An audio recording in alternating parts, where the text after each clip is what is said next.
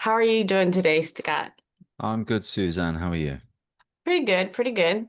So you are British. I thought your accent was Australian for some reason, probably because Lewis is Australian. Yeah, no, I sometimes when I used to do an American accent, I sounded Australia. Oh. So who came up with the idea for the movie?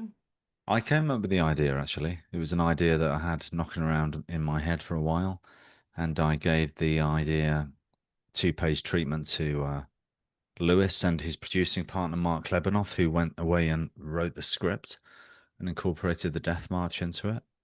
And I loved what he did with it. I thought he did a great job.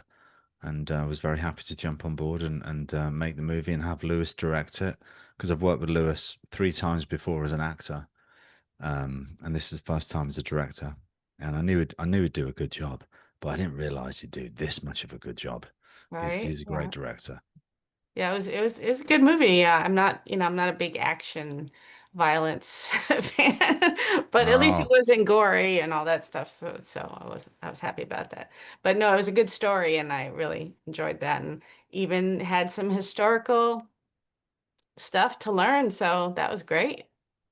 yeah, we shot it in the same place as where it's set, Batam Wow. in the Philippines, and the Death March is a historically accurate event that took place. And there's some things that where we stretch the logic of having a British guy over there from the RAF, and being with the Americans, but we wanted to do that because my character wanted him to grow up in the mean streets of Hong Kong and have some experience in martial arts because of the British colonial aspects of Hong Kong, uh, and because to have a Westerner knowing martial arts in that time period obviously is very unusual.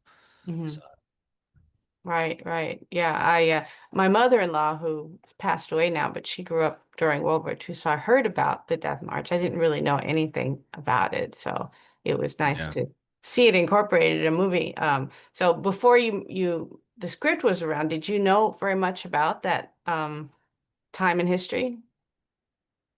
only from the films that I've seen, only from watching shows like The Pacific or whatever.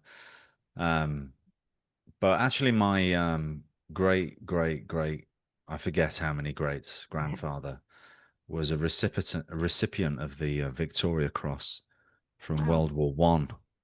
He was a war hero, and we have his diary that he wrote in the trenches. And we incorporated some of that into this movie. That my character's father is a recipient of the Victoria Cross for bravery. Right, right. Yeah, Nice. And how long did it take to make the movie? And I think about 4 weeks, maybe wow, really? shorter. Yeah, Wow. maybe shorter. Can't remember, but it was summertime in the Philippines, rainy season. So we're really stupid going over there and making a movie. But Lewis is like, oh, I'll be fine. And I think the week before there was some sort of monsoon that washed away the set. And Oh sometimes no. the rain would just start and it'd be an absolute nightmare. Sometimes we'd only have half a day because of the weather. But what we were able to shoot, I mean, it looks very cinematic actually when it's raining in the jungle. Yeah, I saw that. I noticed the rain. I was like, oh wow, that's really so it gave it an extra flavor there. Yeah, yeah, free production value from the gods. There you go. So, do you always keep in shape to being able to do all this, or do you have a certain routine that you undergo when you're going to do an action film like this? No, I always stay in shape. I'm always training. I make a lot of martial arts action movies. Mhm. That's what I like to do. That's my thing. So, you finish a film and you kind of like take your foot off the gas with the training and probably trying to rehab some injuries that you've received. But pretty soon you got to get back on the training. I enjoy to train actually. I like it. I don't Okay. feel right if I'm not training. It's a little bit addictive, huh? Well, yeah, thankfully, I think it's good for you. And yeah, I just Probably. genuinely enjoy it. So it's not hard to get motivated. That's good. Yeah. So what was the most challenging part of making the movie besides the The weather? most, yeah, the weather, and also I tore my hamstring on day one, which Ouch. was not ideal. Just went doing a kick. a kick I've done a billion times before. For some reason, my hamstring snapped. And yeah, just dealing with that for the rest of the shoot is Yeah. miserable.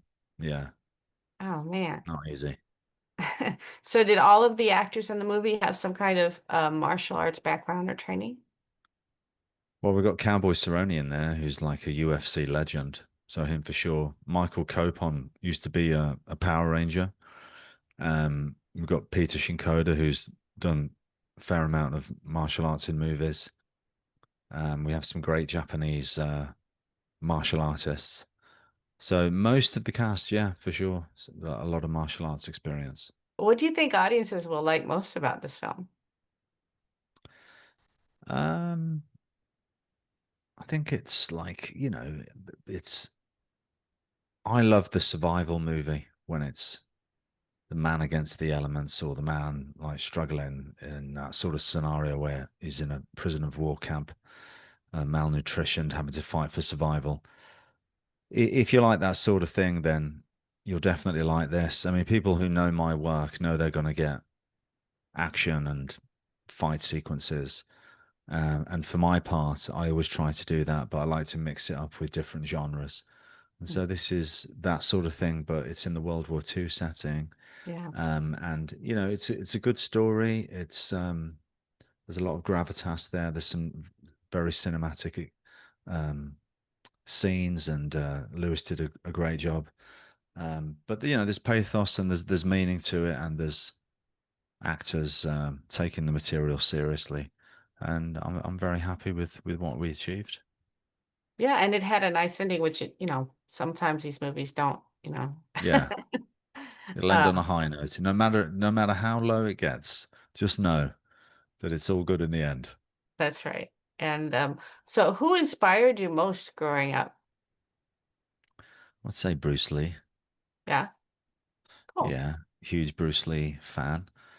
Growing up, he'd already died, and it was like Bruce Lee was the martial arts man, and I would get experience to his films. And as I got older, I would get his books and study the man and his philosophies and his martial art and his work. And he was just a cultural icon, one of a kind. One of those people that comes around every so often that's just trailblazing. Um, And so his writings and everything about him inspired me more than any other human being, I'd say. Cool. When I was a little, we used to watch him on Green Hornet on TV. He was Oh yeah, he was cool then. yeah, for sure. I mean, that came after for me. Like I would see Enter the Dragon on TV late at Right. night, and then you'd get his movies. But in England, the movies were always censored. They'd cut Oh. out the nunchuckers and different violent bits, and then it'd be like, okay, well, how can I get the uncut Bruce Lee movie? And oh, by the way, he's in the Green Hornet. All right, well, let's check that out. Yeah, what a legend. Yeah, definitely. And anything else you'd like to tell us about the movie? Just that you should absolutely go and watch it and support it with your hard-earned cash because these independent movies they need it. But look, it's an old school movie like something that you would have got in the 90s where it's real martial artists doing the fighting. They're not pretending. They're people that can actually do what you're seeing them do. All right. And I'm a big fan of that growing up. And I think obviously with the comic book movies, you get a lot of martial arts in there, but a lot of the time you're watching a stuntman. So this is the real deal, and it's a good, engaging story. It is. It is People should definitely that. check it out. Do Yeah, you, are you working on anything else? I'm always working on plenty of stuff. I'm Okay. just about to start a movie in a week's time. So yeah, busy, thankfully. Okay. Well, I hope you don't pull anything this time. Me too. Wouldn't be the first time and probably won't be the last, but That's me too. right. All right. Well, thank you so much. I really appreciate you talking to me. Thanks, Suzanne. Thanks. Bye. Okay, bye.